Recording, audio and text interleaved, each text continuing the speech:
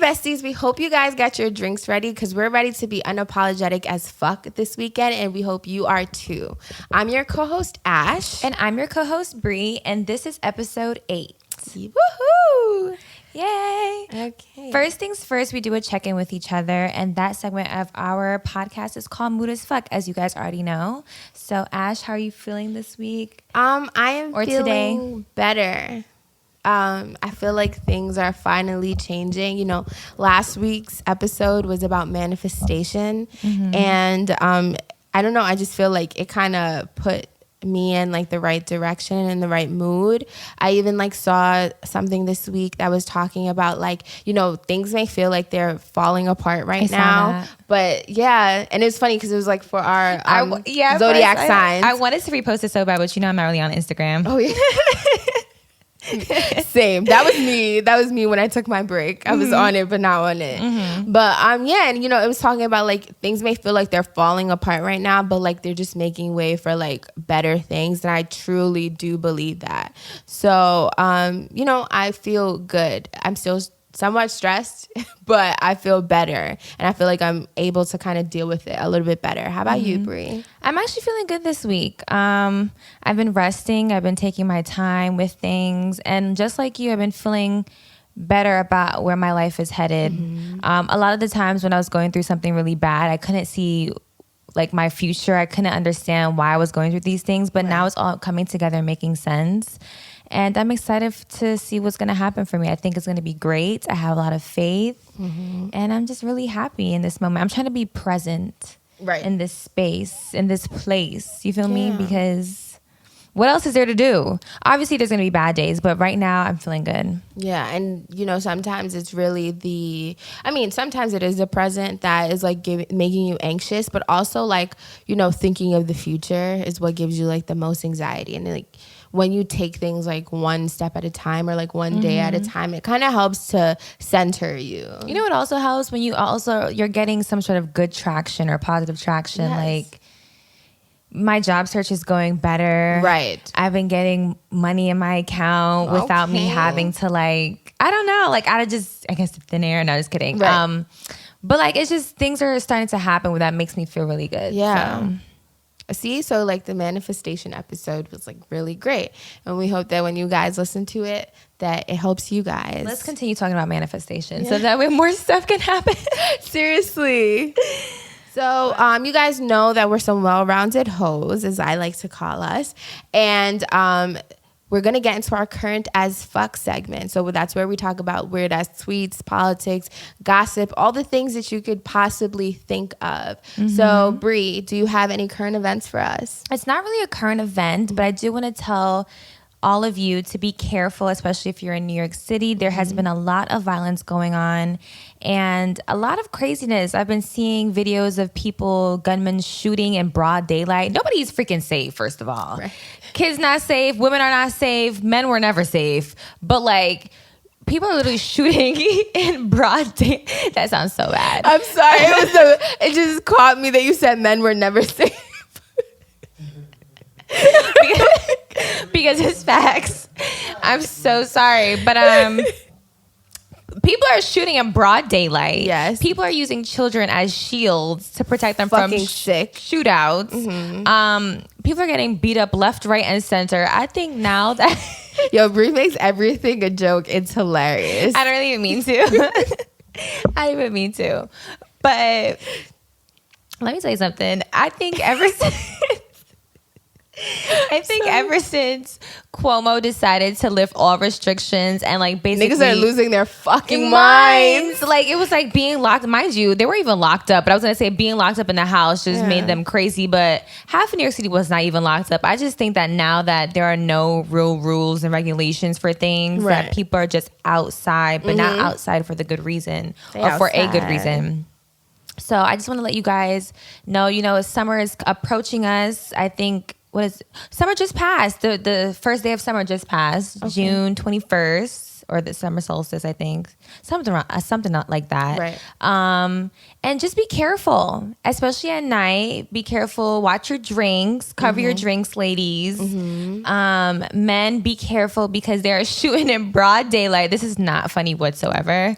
but like just be careful. Be careful of your company. Be careful who you have around you. Be cautious and aware of your surroundings, especially with driving. There's a lot of drunk drivers. There's a lot of people who are going to start racing on the highway. So if you're driving late, be careful and be mindful of maybe a fast car behind you coming up close to you. Maybe switch the lanes or come off and drive locally instead of, the fast route. You know what's crazy though is that now that I think about it, I don't think that it's necessarily the pandemic. I feel like it's summertime. I feel like every time summertime hits, like, that is true. Niggas go fucking crazy. Because, like, it's always like this. Like, I feel like the summer is, like, the most dangerous time of the year. Because, like you said, because it's hot. Niggas is outside. Yeah. For me, like, I get irritated when I'm hot, but I don't think that that's everyone else's issue. I think that, like, people are, like, they know that whoever they're looking for or whatever they want to do, like, it's summertime, everyone is out there. So, like, whatever they want to plan, people are out there that they can do it. They probably feel like they have more access. But it's sad. And it is unfortunate. I actually read a tweet where someone was like, New York City has always been like this. It's just now that we're older, we're starting to see it. Yeah. And it was like, do y'all remember when niggas was stealing your jackets? Oh, you were walking like, what? Yeah, this is why I stay my ass inside the house. Yo.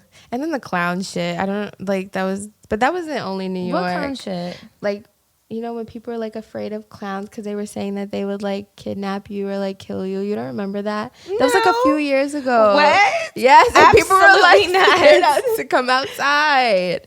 You're lying. No. In New York City?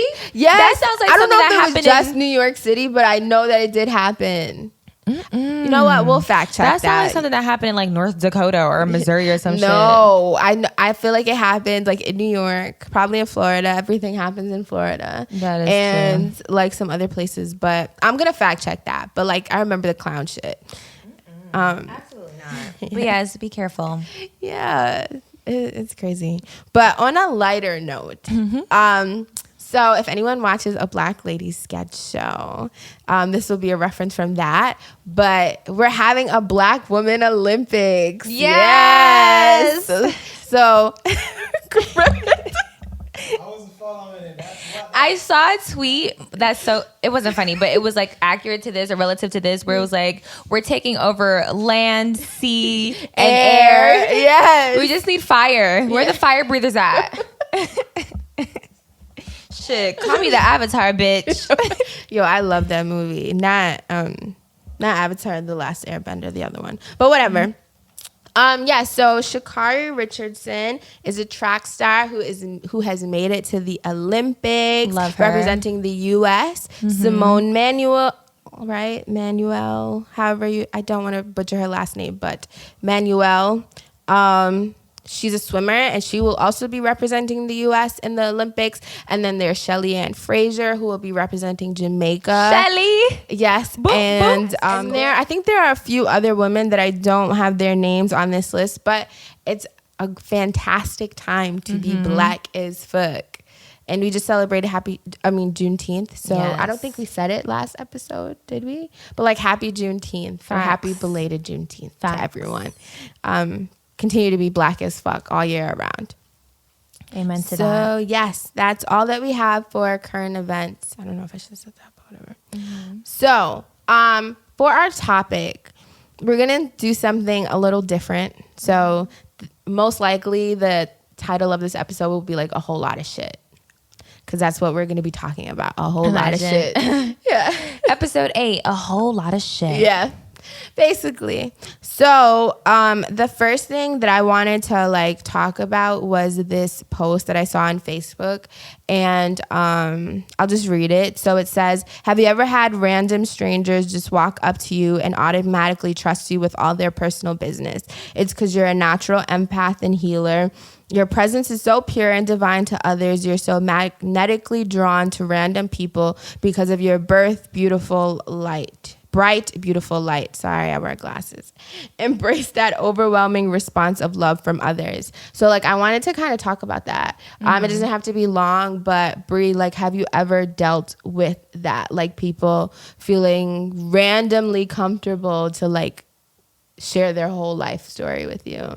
I feel like I have, but I just can't pinpoint a time in my life, but I feel like I have. I think people feel very comfortable around me and trust me enough to tell me their issues in business. Yes. Just because I don't put any judgment on like whatever they're saying, because I don't judge. And also, like, I tend to try to give back advice, or, you know, I'm like one of those people that just like to listen and try to help you out. But I can't pinpoint a time where a random stranger just came up to me and was like, yeah, girl, I just had I was going to say something really crazy. But yeah, I don't know. I feel like I have, though. Yeah. That happens to me a lot. Honestly, like, it happens a lot. And sometimes it's very overwhelming because I do not know what to do in that situation. Like, randoms? Yes. Randoms. Like, well, not necessarily randoms, but people that I would least expect to be like confiding in me. And sometimes random people, like, I don't know what it is. I don't know why people can't tell that I'm visibly uncomfortable when they're like socializing with me. Right. But maybe you just don't look like it. Like, you look like you're probably listening and being like, oh my God. No, and you know what it is? It's like, again, it's not like me being mean, but like, I'm very shy and I don't really know how to like handle those interactions. So like, it's not like I'm trying to be rude, but most of the time I'll just like, you know, people will speak to me and I'll be like, yeah, and then they like won't get that they should like stop. Like, I'm just like, yeah. Yikes. I'm trying to just like respond so that they'll stop, but they won't stop. So like, I've had like Uber drivers do it. Like at my old firm, like I had one of my bosses do it all the time. Even like someone that I don't want to like give up I don't want to blow him up, but like my driving instructor, maybe I shouldn't say that, I don't know. But does he watch this? No, but I just feel like I don't know if I should say that. Like, I mean, are you guys really close? No, not really. So girl, okay, who cares? Yeah. So my driving instructor, like, I remember like I was close to like getting my license, and it was like one of the very important lessons I had. And like he was like, you know, still making sure I knew how to park, and he would like, he stopped and we were at this parking spot for like a good like 15 minutes and he was venting to me about his life. And I'm just like, and a lot of people do that to me. Like, that's just a few examples, but that happens a lot. And it's not about me being an empath. I was just like bringing that conversation up for like other people who go through that. Cause like sometimes it's like overwhelming. Yeah. Or a lot to handle. And like, you know, people are like, the person in this post is like, oh, like, it's so great. Like, you're an empath. You have like a beautiful, bright light. That's cool and all. But like, sometimes like I'm going through shit too. And, you know, like it brings up like the boundaries topic. So like, I think I talked about this like last week or the week before. Like, I've been working in therapy to like create boundaries. And like, you know, there's no middle ground with me. Like, either like I cut people off, well, not cut people off, but like either I isolate myself completely or I'm like very giving. So like most of the time when these things happen, like it's overwhelming because I don't know what to do. And now like I care about your situation. I'm concerned for you. And like, you know, people don't talk about that side. So like that was like not really a current event, but like that is something that I wanted to talk about. Like, have you ever felt like overwhelmed when like people were venting to you? Even if it wasn't a stranger. Yes. And I think that is a normal thing. Yeah. I think that also brings me to the conversation of mentally dumping on someone. And when I vent or try like tell people my problems, I want to ask them first, like, can you handle this? Or like, are you in the right space where we can talk about it? I usually do that with my friends. And sometimes I don't, but I have been in a space where my friend was venting to me, and because she was like venting so many like negative things, and the thing is, I would try to give her advice. Yes. And she would just find another thing to be like, not upset about, but to just counteract what I said, or to just prove to the point that things won't go right, or it became kind of pessimistic. And sometimes, you know, I don't want to hear that, but I know that that's how she is as a person. And she's not necessarily pessimistic. It's more so that I don't know how to explain it. But sometimes when I do feel like I can't handle it right now, I just maybe talk to them another time, or tell them that I'm not available at that moment, because I know that that's the conversation that's gonna come up. Right. Not that we always speak about negative things, but I just know the type of person they are. Yeah. And I just rather make sure I'm prepared for any type of conversation that we have, Right. whether it's like good, bad, because you just never know. Yeah. But I think it's important to ask someone or your friends or whoever you're venting to if like they're in the right headspace to listen, because sometimes people are going through things too and they don't want to hear negative stuff, or like they just don't want to always hear that or be around that. So I think I always like try to come back around at the end, like I think in conclusion, people always try to like emotionally dump on you, and like that can be so frustrating. And it's not like you don't want your friends to like talk about things with you, but it's like, sis, like, right, you keep doing the same thing over and over again. How many times you want me to say maybe you should try this? Like, if you're not gonna try it, like, I really don't know what to say at that point. And I've learned, though, that sometimes people don't even necessarily want advice. They just want someone to listen. I was just about to say that. That's why you should ask your friends. Do you want me to listen or do you want advice? Yeah, and in that moment, that's very true. Most of the time, I just be listening. And then, like, I think that, like, I try to gauge, like, if my advice would be helpful. So, like, if this is the first time you're saying something to me and I can, like, I'm trying to read how the conversation is flowing. And, like, based on what you're saying, I can tell if you, like, want advice. And then sometimes, if you're saying the same thing over and over again, clearly you just want me to listen. And that is okay to an extent. But I think that because I'm always, like, I'm always so aware of, like, other people may not want to necessarily listen to what I have to say. Not because they don't care, but because sometimes your friends aren't always telling you everything that they're going through. And I am one of those people. So, same. Because I know that, I don't always, like, say what I'm going through to my friends. I'm always, like, I'm trying to think of what I was trying to say. Yeah, because I don't always say, like, what I'm going through with my friends. I'm always thinking about that. So, like, I'm always, like, self-conscious. Like, I don't want to vent to this person because sometimes I don't know what they're going through that they're not telling me about, if that makes sense.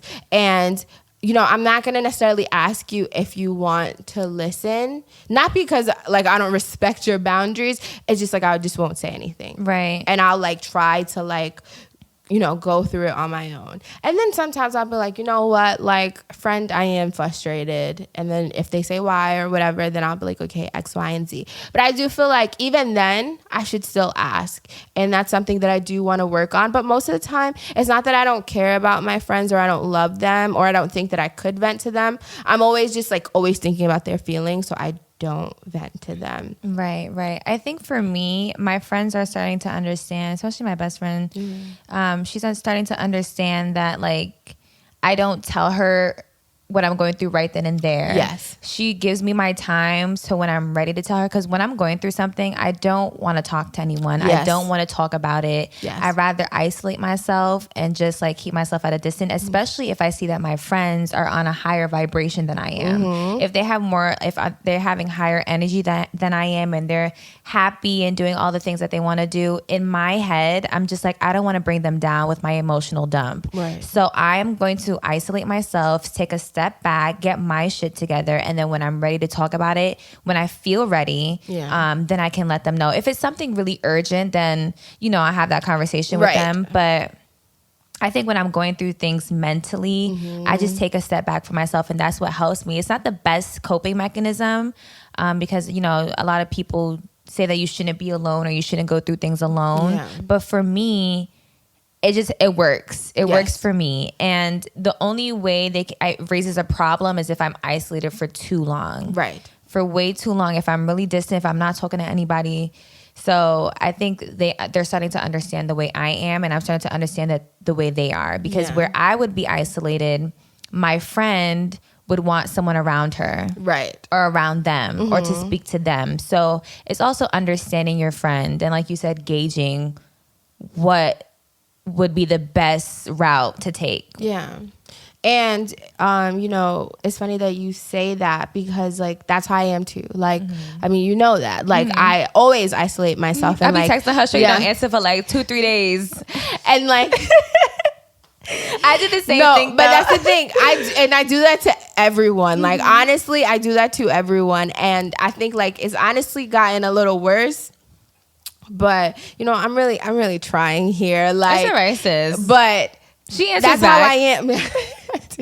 I do. And I do the same thing. It's not intentional. Yeah. You know what it is? Sometimes it's more so, like, I will respond later because, like, again, I'm feeling frustrated and not like it's nothing to do with the person that's texting me. It's just like I'm frustrated right now. So like if I say something, it could be like I'll say it in a rude way because I'm frustrated. I don't want to do that. Right. So like I just will like leave the message there and then I forget that I didn't respond. And then I'm like, oh shit, I definitely didn't respond. But I do that to everyone.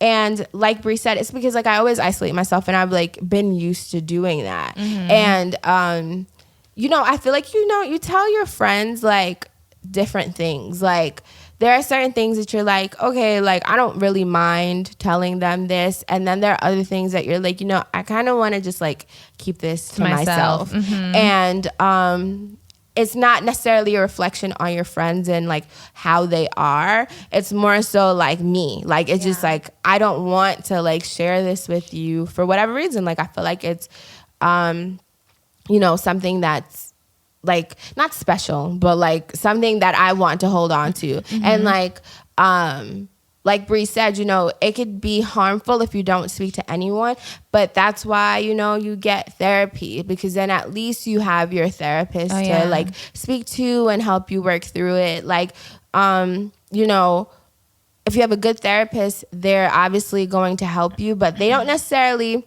I don't want to say they don't care about you, but like they're not emotionally attached to you like other people are, like your friends, your partner, your family. So like if, you know, your therapist can help you see things clearly and can help guide you. With the people who are emotionally attached to you, they're just like all like, you know, they feel bad for you or whatever the case is. Yeah, it's definitely biased. But then also it's like, you know, the thing that we were talking about last week and we were talking about before, where like people don't respect boundaries and like once you kind of open up to them, they're just constantly like, that's their perception like of you. You're so like fragile. And I feel like I've dealt with that a lot. Like sometimes people would be like, oh, like your mental health, and I'm just like, don't talk about that right now. Yeah, like, you know, like even if I like I'm always saying like, yo, I have anxiety about X, Y, and Z as a joke, but not really a joke. It's like making light of the situation. But then when other people like kind of talk about my anxiety or like talk about my mental health, mind your business. Yeah, it makes me feel like they see me as fragile. So like people are like, you know,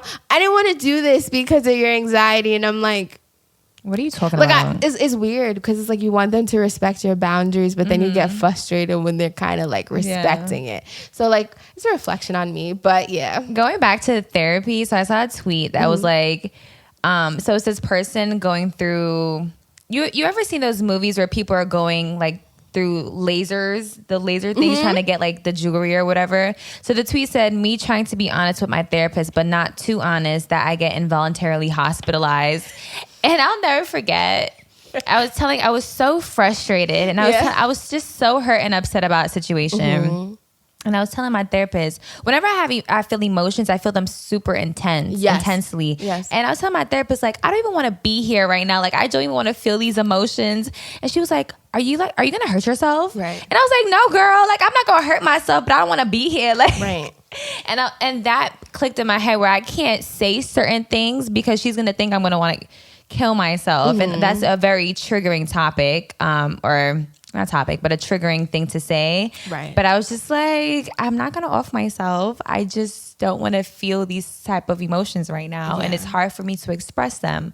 But I'm trying to be more mindful of the things I say to her and not open up too much. Because I don't want her to think, right, oh, she needs to be hospitalized. Like, but you know, I feel like that's like damaging, and I feel like that's like part of like that's like fucked up for lack of a better word, that you feel like you can't necessarily like completely be yourself. And I understand that wholeheartedly, but like you feel like you have to tiptoe around what you say so as to not be hospitalized. And I feel like you should have that conversation. Like, girl, like, you know, when I say things. Right. But like I get it though. Because like I've had situations where like same thing. I'm like, if I say this in therapy right now, and you know what's gonna happen? But like my therapist had that me. conversation with me before, and she was like, you know, like, you can like speak freely. It's like if I feel like X, Y, or Z, then, you know, we'll like talk about it. And even then she was like, you know, if I feel like I have to report something, like, you know, like I feel like you're self-harming or something, then we'll like have a conversation before I even do that. Right. But it's like, it's also fucked up because it's like, that's why we're in therapy. Right. And like we still feel the need to tiptoe. My therapist allows me to be myself and make me feel comfortable. But just me being me, I'm a private person, even though I tell you guys a lot. Right. I know what I want to share and what I want you all to listen to. So I don't know. I just for me, I just don't want to say too much. She never says like, "Oh, I'm gonna hospitalize you." Or I think this is bad, but she just says it's like, "Are you planning on hurting yourself?" And I was like, "No, like that's not what I'm talking about, girl." And she's like, "Okay, just wanted to make sure," but like that's what she does. Right. Like, sis, don't even bring that up. Did you hear me say that? Like, it's just crazy. I just feel like, back to like the original point about like people emotionally dumping on you, like. I brought this up because I know that there are other people that are like us out there. And a lot of times the point of this was just like, a lot of times people are like, yo, like, this thing is like so positive. But like, if you don't see it as positive, like, it's okay to say that. And even if it's the norm to see it as positive, like, it's okay to be like, well, I'm uncomfortable with this. So like I said, like when people are like venting to you and you're like, yo, honestly, like, I don't even fuck with you like that. Or I don't even fuck with you like that. Be a little bit nicer. No, obviously. But I'm saying in your mind, you're thinking like, I don't even fuck with you like that. I don't know why you're venting to me. I don't even fuck with you like that. So stop talking to me. What the fuck? Nah, but you know, if you're uncomfortable, like, it's okay to be like, I understand you're going through something right now. I don't like, I can't say it in the best way right now. I just avoid. But like, you know, I understand you're going through something right now, but I don't feel I don't feel comfortable having this conversation with you. And like, it's something that I'm working on. So like, this is advice to like us all, not you, but to us all. Brey, do you want to say anything else about that? I don't. But what I do want to talk about is mental health within this pandemic overall. I wanted to touch some topics on, now you're talking about like emotionally dumping and stuff like that. Like this whole mental health and working, I've been noticing that I've been speaking to a lot of people, a lot of friends and peers of mine who are hating their jobs, the environment of their jobs. And I don't know if it's because the pandemic happened that we're starting to see some shit about job environments and the culture at jobs, but a lot of people are quitting their job or they cannot stand working there. And what do you think is happening? Like, what do you think is starting to be shown to us? I think that, so like from personal experience, when I ended up leaving my job, it was because I feel like the pandemic highlighted what a shitty place it was, what a shitty environment it was. I mean, no one's safe. Yeah. Like literally everyone's leaving or being fired. Yeah. And it's like, for me, there were like some good things. Like I learned, made some money, things like that, gained some experience. But like for me, like there was like racism, sexism, aggression, not like physical aggression, but just like, you know, aggression, like working at a law firm anyway, and other things like that, I just felt like I didn't want to put up with. And I feel like, I think I said this last week about manifestation, but like for me, it just felt like things just kept adding up and I felt like God was just like, yo, like, you are not supposed to be here forever. And like, I didn't plan on being there forever, but like every time I was like, yo, like, I'm gonna stay until like my birthday. I was like, I can't do this. And then I was like, you know, I'm gonna stay until the end of the year. And I was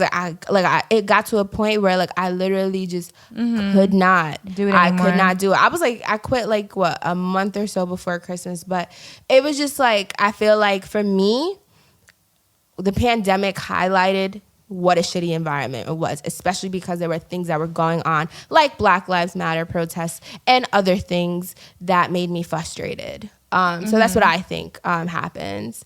Yeah, just like you said that you gave yourself a deadline on when to quit. Yeah. I think a lot of people are giving themselves, like a lot of my friends are giving themselves deadline. Even I did it too, where I was like, okay, by June, for example, I'm leaving, and then you'll still be there working there. And then you're like, okay, by July something, I'm leaving. And you're just like, I can't do this anymore. I'm really pushing myself just for the money. And I think it's really sad that we have to stay in a place or a space that we hate. Yeah. But because we need to have like some finances or to feed ourselves, to not starve, to have a roof over our head, that we're unable to leave that work environment or that workplace. And I think that sucks so much. It just shows how fucked up society really is, and how much we think that we're doing great in America, when in all actuality, the working class hates it here. Like, they hate it. Yeah. No, I cried when I was quitting my job. Yeah. Like, I cried when I was making the decision to quit.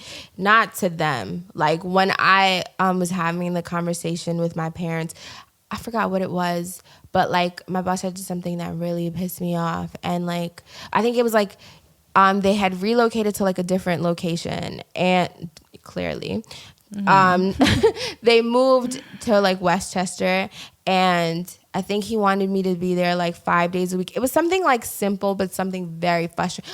I remember what it was, but it was very frustrating. And I was like, yo, like, I cannot do this. I was like, I do not want to be at this fucking place any longer, not a minute. I didn't even want to go in like that Monday. And, you know, I had a conversation with my mom, and she was like, try to like stick it out. And then she's like, trying to stick it out, and you can't do no more. She was like, yo, talk to your dad and stuff. And, you know, my dad is like, my mom is great with advice, but my dad is also like a voice of reason. And, you know, we were talking, and he was like, Lex, like, honestly, like, if you want to quit, just quit. And like, you know, I didn't necessarily expect that from him. I thought that he would kind of like tell me to like, same thing, like, not to tough it out, but like come up with a plan and stuff like that. And he was like, no, like, you're young. I wish I would have quit more. Yeah. Quit. And like, he was like, you know, like, what are you like nervous about? Like, don't worry. Like, all the things that you're worried about, like, you'll be fine. Just quit. Like, he's like, whenever you're ready, just quit. Like, you know, and some people don't have that encouragement, but like, I was literally in tears, like having that conversation, because it was like, at the time I didn't have like real bills, but I had some, and now I have more. And in a way, I kind of wish that I did wait, or I wish that I had another job opportunity that I didn't take. And I was like, yo, I'm like not fucking doing this. And I wish that I did. Yeah. And it was like literally right after. And I was like, I did not want to do it. But it's like, it's frustrating, because you feel like even though you're young, you don't feel that young. And it feels like the end of the world. It feels like all of your troubles are going to last forever. Yes. And you know, it can't. Things are up and down all the time with life. So if you're in a bad situation, a bad spot, it has to go up from there. You have to have some good things happening to you. Unfortunately, you may start falling again, but that's just life. And I think that's why I'm starting to accept certain stuff. But me too, I wanted to have, I don't know if you were finished with your thought. No, go ahead. That's it. But I wanted to have like another job lined up. I wanted to make sure that before I left my job, that like I had a couple of offers coming in, so that way I can just quit and go to another job. Didn't work out like that.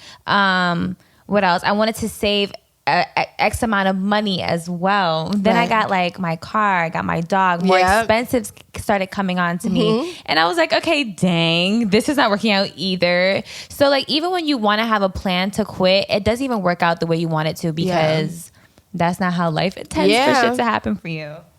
It's true. And it's like very frustrating. It's so frustrating. It's like, I don't know what the fuck to do at this point. Yeah. But for those of you, for those of you who are looking to quit your job or to find another opportunity, I say if you're still working at that company, really have shit. Yeah, well, yeah, if it's messing up your mental health and you can't take it anymore and you have the means to, like, you know, what's the word I'm looking for? Survive. Not survive. If you have the means to not protect yourself. Do you have the means to, what's that word? What do parents do? Afford? Yes, I guess so. If you have the means to afford your bills and expensive and afford just you as a person, food stuff, groceries, where you can sleep at, or you have like some savings saved up, you should definitely quit, because your mental health and your being is way more important than just some job who does not care about you and would replace you in a second. Yes. But I would also say if you're working at a place that you truly dislike, you're not happy there, get down on your job search, like heavily. Yes. Look for multiple jobs, apply to mad jobs. And then also, if that's not what you want to do either, if you feel like you want to take a leap of faith and open up your business or start your business, also do that too. I was watching a TikTok that said, there will never be a right time to do things. Right. It was very rare that you have an epiphany and you're just like, this is the time. Or you get like, this is the time where I'm going to start this. No, just start. Execution is key. Yes. And when you start, you'll learn things along the way and you'll get closer to your goal, rather than you waiting for the perfect time to start something. Absolutely. I was waiting for the perfect time to leave my job, and the perfect time never came. Right. So just go on and do it. Take that leap of faith, take that big jump, and do things for yourself and what you feel like would be best for you. And I think that's how life should be. Us really finding our purpose as humans, or whatever our purpose is for ourselves, whether it's to open a restaurant or to do things. And the journey is not going to be easy, like we said in our last episode, that the process will not be easy, but it's about you starting to do what you love. And the more you do the things that you love, the better you'll be. Yep. I mean, granted too, like if you get a new job and you hate the job too, but at least you're thinking, I'm gonna save money for X, Y, and Z. Because some people need money first before they can start their venture, but it's also like making that plan and that process for yourself. Yeah. But take that leap of faith, hunker down on your job search if you're looking to leave that job. Or if you just can't take shit anymore, you need the time to yourself and you want to travel the whole damn world, quit, girl. Yeah. Or man. Quit, boy. Yeah. No, but you know what it is? I'll say one last thing about this. I feel like one thing that I wish I did, and this is my advice to everyone, honestly, is, you know, some of us do not have great spending habits. Like, let's just be honest. You know, sometimes our parents don't teach us. Sometimes our parents try to teach us and we still like are unsuccessful. But sometimes we're just learning, and that's fine. We're all in our 20s, and even if you're not, that's fine. Start now. When you get a job, or even now if you don't have one, save the fuck out of your money. Like, that is one thing that I truly wish that I did. I started late, and then like that ran its course. So I would say like one thing that you need to do is save. That way you can maneuver the way you would like to. So like, in case anything happens, if you want to quit, if you want to quit, if you get fired, if you want to start something new, like at least you have that savings there to hold you. Yeah. And then you can figure out your next steps.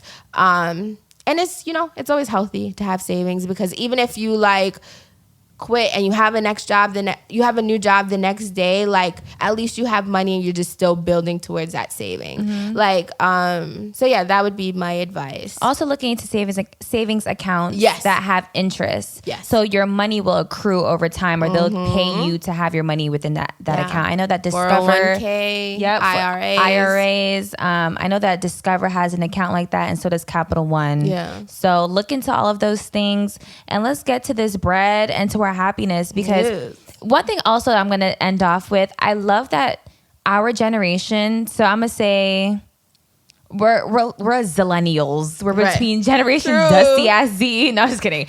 Between Generation Z and millennials, and like we're starting to change the way we think. We're getting older and we're like, none of this shit is even working. And I think we're going to be that generation that changes a lot of things, a lot of societal things in life, because we're just so over it. Yeah. So clap to us. Woo-hoo. We're going to transition into technically what would be our audacious as fuck, because I'm going to give this the audacious as fuck award, but it's going to take some time. So the audacious as fuck award goes to whoever the fuck created Juve rum. Honestly, truly.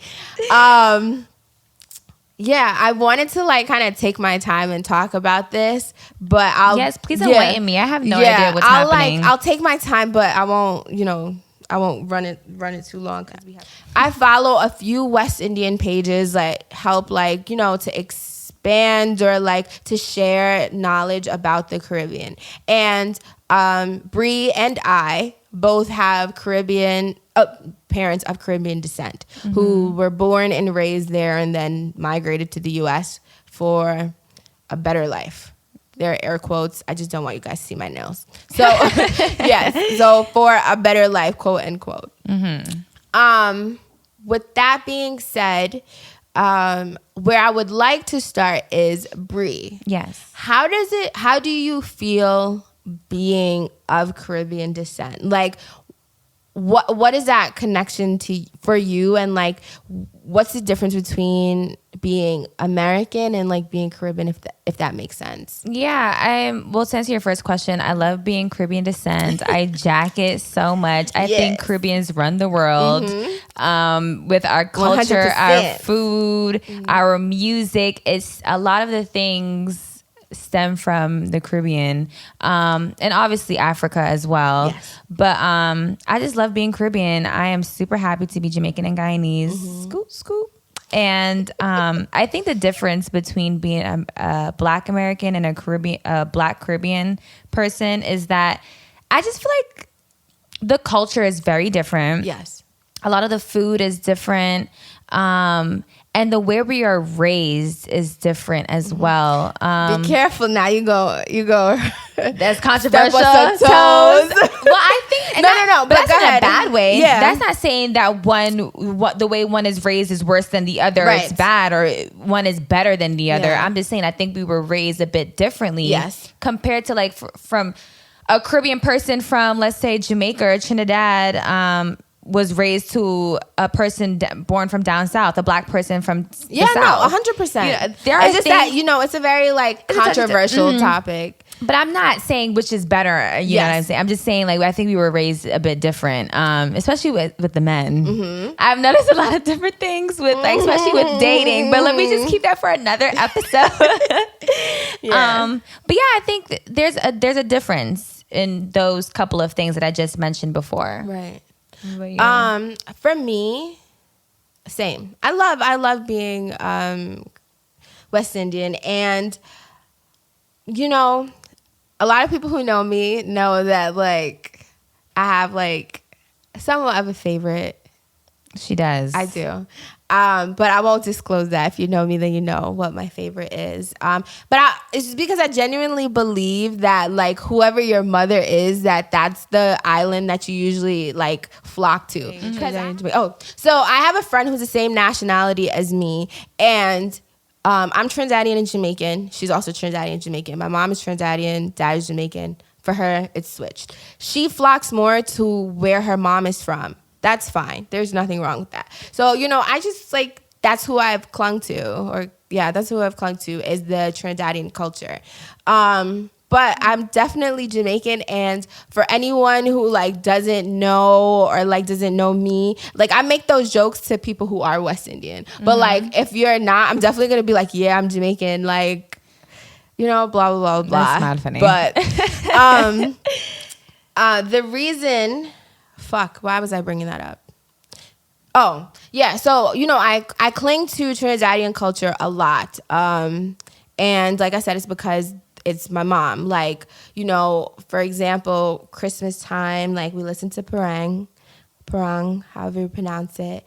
And what's parang? So parang is like, it's Trini Christmas music. Okay. Yeah. I generally did not know what that was. I think the Guyanese people listen to it as well. I know nothing about my Guyanese side, so I can't even talk so, about that. You know, like even like the dialect and the things that I say or do like are Trinidadian. So like I remember when I was younger, you know, hair tie, like people in the Trinidad call it woogies. I called it a woogie for the longest. I still do. And like I remember I went to the store. I was like 12 years, younger. I was probably like 7.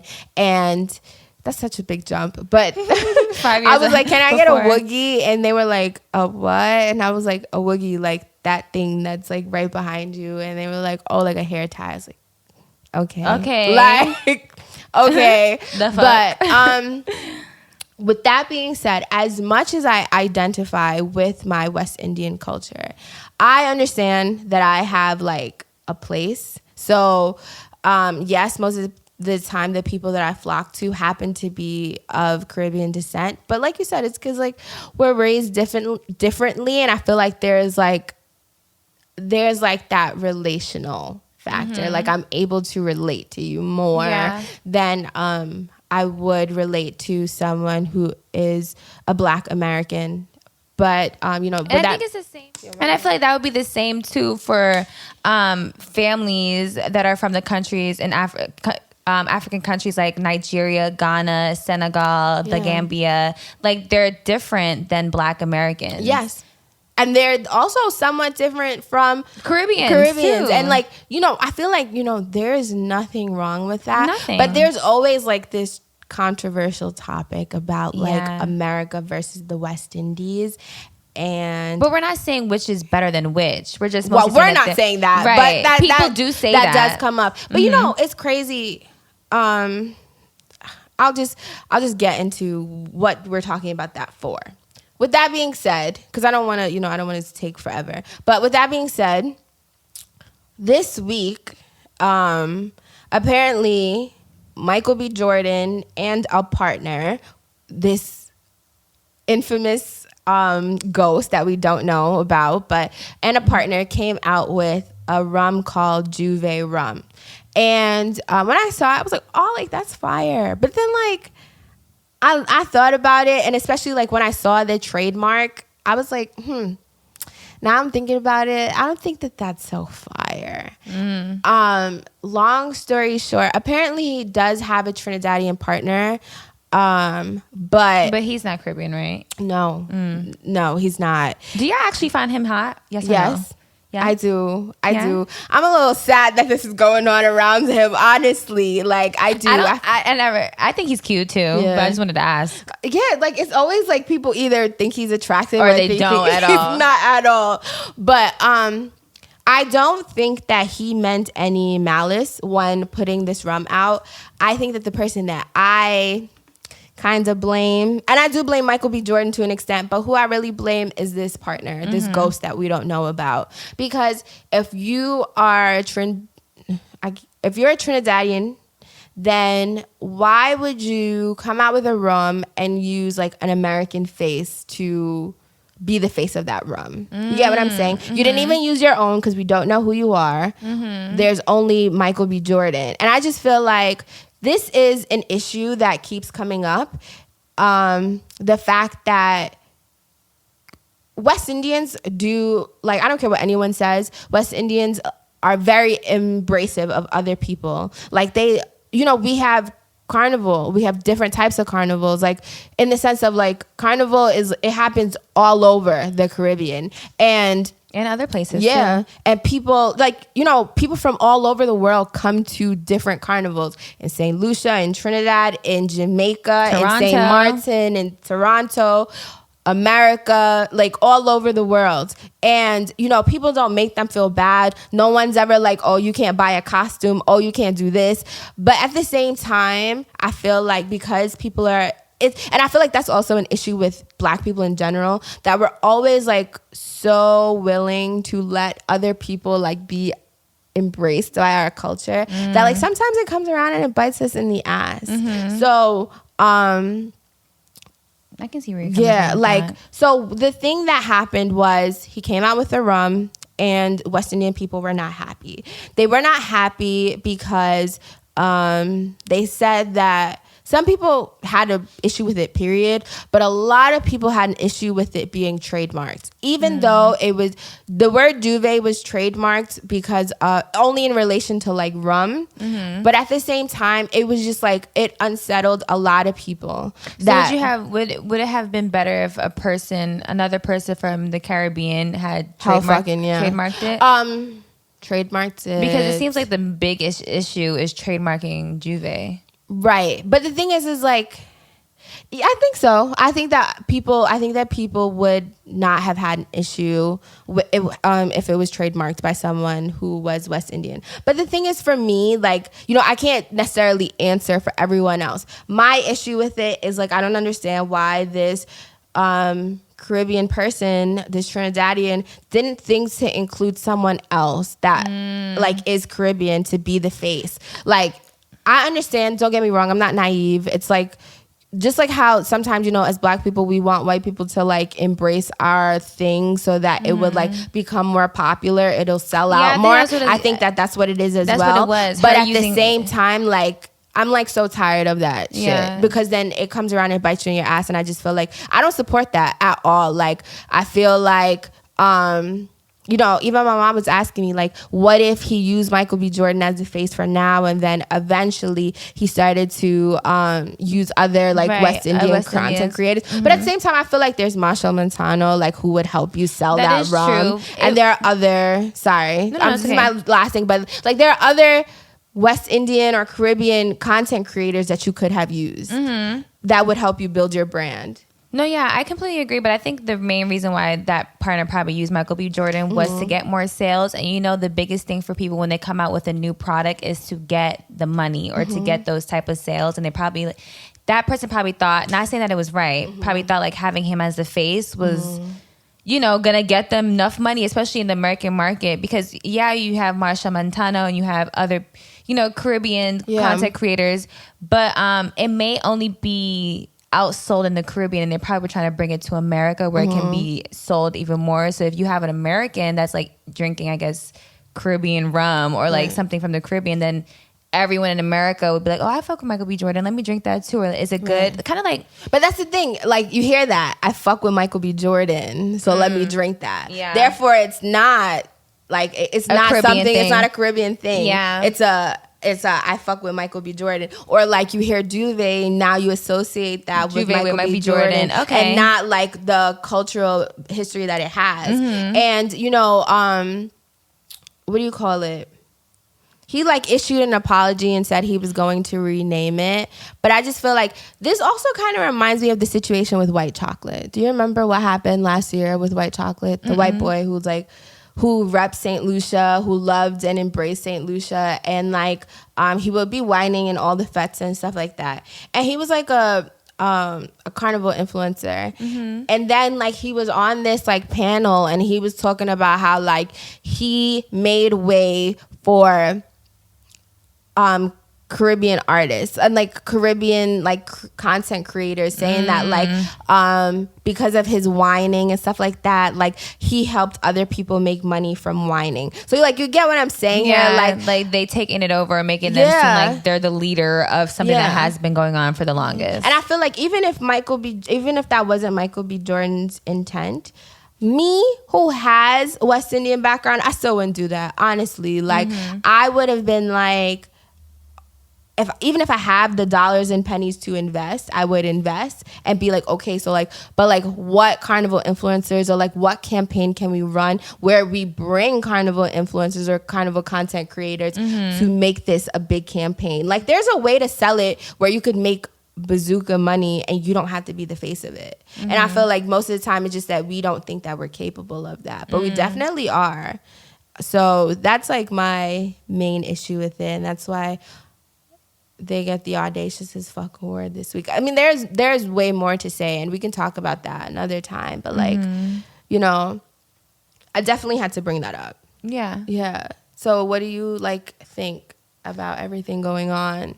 I don't know, because I'm still trying to understand the whole dynamic of the issue and problem. And I understand you're a part of it, but I also feel like, I don't think when you had said that we may feel like we're not capable of it, I don't think that people feel like they're not capable of using people from the Caribbean or like not venturing out to find someone in America. But it's more so that a lot of the times we're not given that space or that opportunity to do so. And even if we are, like, people are not listening. So in order to get someone's attention, and that's why a lot of time people do outlandish things, but in order to get that attention or that traction, they have to go above and beyond outside of what they would want to do. I think that's how, well, that's the way I'm looking at it. But now he has a rum that he has to change the name for. True. That's kind of like with Kim, though. Yeah. And that was Kim another started thing. with kimonos, and people were like, kimonos, bitch. Like, you cannot use kimonos. Yeah, and you know, but that's what's frustrating. People understood why she couldn't use kimonos, And but people like, can't understand. Sure enough, in the Shade Room comments, people were like, it's not that serious. Like,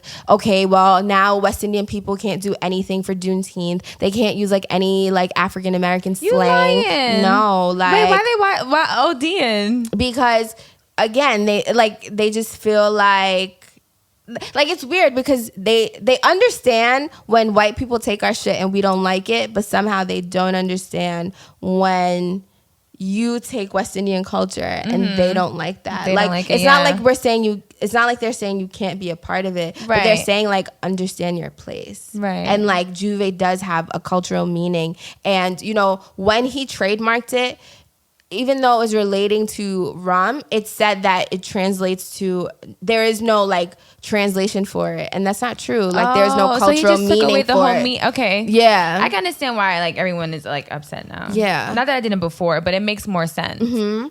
But it's just like, even if we're not given this space, I feel like times are changing. Like I feel like the things that we had to do, like, and I'm not trying to like be naive, but I feel like a lot of things that we had to do to like stand out, we don't necessarily have to do that anymore. And I feel like, you know, if you can contact the right people, you could get it done. Like, if you wanted Michael B. Jordan to be a part of it and to be an investor, why didn't you guys collab and think of how could we like make this a big There's also thing? a whole bunch of Caribbean Americans too. Like what do you call it? The guy from Black Panther, the Mubatu, was actually Trinidadian.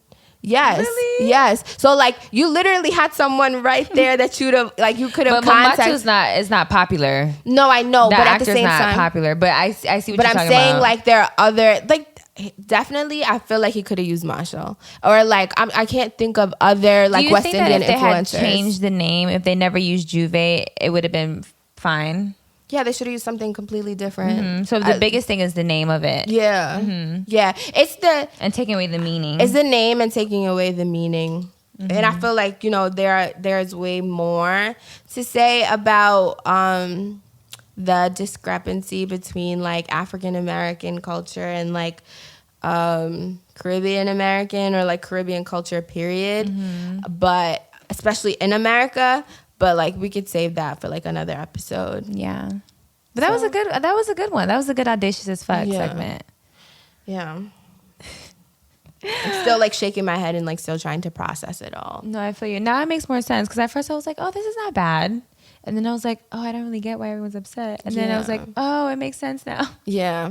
No, but that's the thing. It's like it's hard because it's like people are like, oh, like, you know, we're all black, so like it's fine. But then it's I like, didn't think no, about it like it's that. not I just fine. didn't understand what No, was I'm not it. saying you in particular, but like that's what a lot of the comments were. They were like, yo, like we're all black, so like what's the issue? It's the same way people don't feel like there's colorism between Black people or like a whole Please. bunch of stuff. But We're gonna talk about that. woo child. But we hope that you guys enjoy episode 8. I think we're going to try this whole new thing that we're doing for episode 9. And I hope you guys enjoy. So bye, besties. Bye, hoes.